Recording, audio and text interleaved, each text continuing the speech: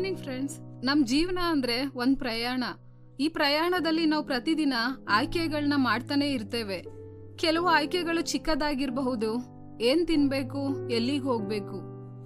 ಆದ್ರೆ ಕೆಲವು ಆಯ್ಕೆಗಳು ನಮ್ಮ ಸಂಪೂರ್ಣ ಜೀವನದ ದಿಕ್ಕನ್ನೇ ಬದಲಾಯಿಸ್ಬಿಡ್ತವೆ.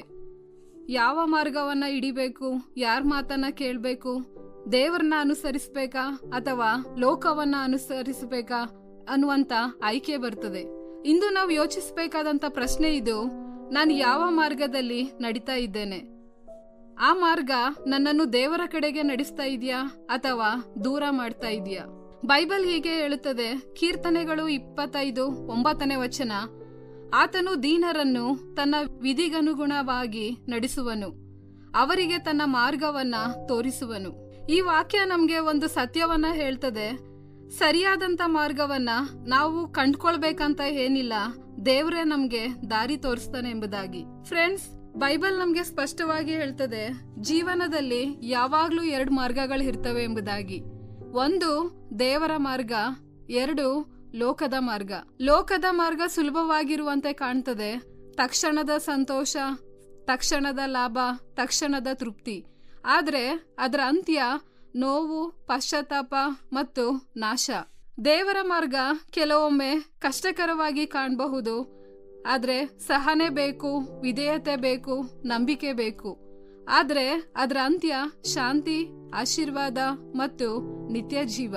ಫ್ರೆಂಡ್ಸ್, ಸಮಸ್ಯೆ ಏನಂದ್ರೆ ಲೋಕದ ಮಾರ್ಗ ಮೊದಲಿಗೆ ಸುಂದರವಾಗಿ ಕಾಣ್ತದೆ, ದೇವರ ಮಾರ್ಗ ಮೊದಲಿಗೆ ಕಠಿಣವಾಗಿ ಕಾಣ್ತದೆ.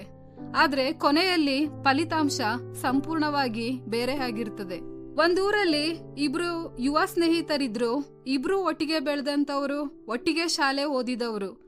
ಆದ್ರೆ ಜೀವನದ ಒಂದು ಸಮಯದಲ್ಲಿ ಅವರ ಮುಂದೆ ಒಂದು ಆಯ್ಕೆ ಬರ್ತದೆ. ಒಬ್ಬ ಸ್ನೇಹಿತನು ದೇವರಿಗೆ ಭಯಪಟ್ಟು ನಡೆಯುವುದಕ್ಕೆ ನಿರ್ಧರಿಸ್ತಾನೆ. ಅವನು ಪ್ರಾರ್ಥನೆ, ಸತ್ಯ, ಪರಿಶುದ್ಧ ಜೀವನವನ್ನ ಆರಿಸ್ಕೊಳ್ತಾನೆ. ಆರಂಭದಲ್ಲಿ ಅವನಿಗೆ ಕಷ್ಟವಾಗ್ತದೆ. ಕೆಲವರು ಅವನನ್ನ ನೋಡಿ ಹಾಸ್ಯ ಮಾಡ್ತಾರೆ, ಕೆಲವರು ಅವನನ್ನ ಹಿಂದೆ ಬಿದ್ದವನಂತ ಹೇಳ್ತಾರೆ. ಮತ್ತೊಬ್ಬ ಸ್ನೇಹಿತನು ಲೋಕದ ಸುಲಭ ಮಾರ್ಗವನ್ನ ಆರಿಸ್ಕೊಳ್ತಾನೆ. ಹಣ, ಮೋಜು, ತಪ್ಪಾದ ಸಂಗಡಿಗರು. ಮೊದಲಿಗೆ ಅವನು ಬಹಳ ಯಶಸ್ವಿಯಾಗಿರುವಂತೆ ಕಾಣ್ತಾನೆ. ಆದ್ರೆ 10 ವರ್ಷಗಳ ನಂತರ ಮೊದಲ ಸ್ನೇಹಿತನು ಶಾಂತಿಯ ಜೀವನದಲ್ಲಿ ಕುಟುಂಬದ ಆಶೀರ್ವಾದದೊಂದಿಗೆ ದೇವರನ್ನ ಮಹಿಮೆ ಪಡಿಸ್ತಾ ಜೀವಿಸ್ತಾನೆ. ಆದ್ರೆ 2ನೇ ಸ್ನೇಹಿತನು ಒಂಟಿತನ, ಸಾಲ, ಪಶ್ಚಾತ್ತಾಪ ಮತ್ತು ಮುರಿದ ಜೀವನದೊಂದಿಗೆ ಕಣ್ಣೀರಿಟ್ಟು ಬದುಕ್ತಾ ಇರ್ತಾನೆ. ಫ್ರೆಂಡ್ಸ್, ಮಾರ್ಗವನ್ನ ಇಂದು ನಾವು ಆಯ್ಕೆ ಮಾಡ್ತೇವೆ, ಫಲವನ್ನ ನಾವು ನಾಳೆ ಅನುಭವಿಸ್ತೇವೆ. ದೇವರ ಮಾರ್ಗವನ್ನ ಹೇಗೆ ತಿಳಿಯಬಹುದಂತ ಹೇಳಿ ನೋಡೋಣ. ದೇವರು ನಮ್ಮನ್ನ ಗೊಂದಲದಲ್ಲಿ ಬಿಡೋದಿಲ್ಲ.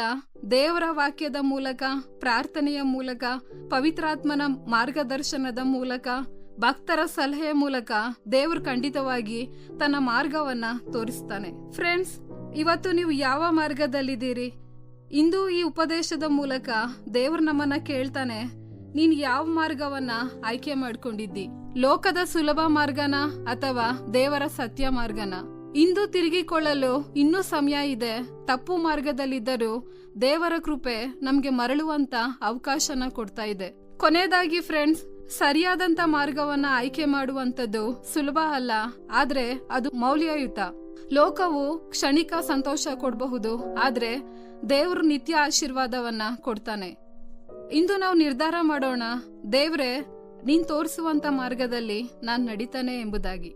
ಈ ಕಾರ್ಯಕ್ರಮದ ಬಗ್ಗೆ ನಿಮ್ಮ ಅಭಿಪ್ರಾಯ, ಸಲಹೆಗಳು ಹಾಗೂ ಯಾವುದೇ ಪ್ರಾರ್ಥನಾ ಮನವಿಗಳಿದ್ದಲ್ಲಿ ನಮ್ಮ ದೂರವಾಣಿ ಸಂಖ್ಯೆಗೆ ನೀವು ಕರೆ ಮಾಡಬಹುದು. ನಮ್ಮ ದೂರವಾಣಿ ಸಂಖ್ಯೆ 996026065453. ನಿಮ್ಮ ಅಭಿಪ್ರಾಯಗಳನ್ನು ಇಮೇಲ್ ಮೂಲಕವೂ ನಮಗೆ ತಿಳಿಸಬಹುದು. ನಮ್ಮ ಇಮೇಲ್ ID info@fibaonline.org. ವಂದನೆಗಳು.